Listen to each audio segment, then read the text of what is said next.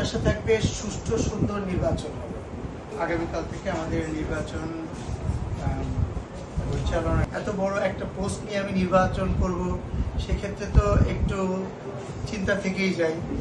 But আমি মনে করি যে আমি যে পরিমাণে কাজ করেছি আর যতটুকু আমি আমার চেষ্টার মাধ্যমে সমিতি মেম্বারদের পাশে দাঁড়িয়েছি 8টা বছর, সেক্ষেত্রে আমার প্রতি একটা আস্থা তৈরি হয়েছে।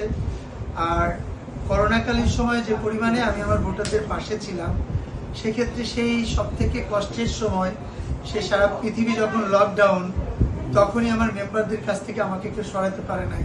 তাহলে সেক্ষেত্রে তো এখন তো আল্লাহ পাক আমাদেরকে অনেক সুস্থ সুন্দর জীবন দিচ্ছেন, অনেক ভালো পরিবেশ দিয়েছেন, এখন তো সরানোর প্রশ্নই আসে না। সো আমার অতীতে আমি কি করেছি, বর্তমানে কি করছি, এই চিন্তাগুলো করলে আমার ভোটাররা বা আমার মেম্বাররা তারা আমাকেও ভবিষ্যতে কাজে লাগাতে পারবে কিনা, সেটার একটা ধারণা তাদের ভিতরে চলে আসে।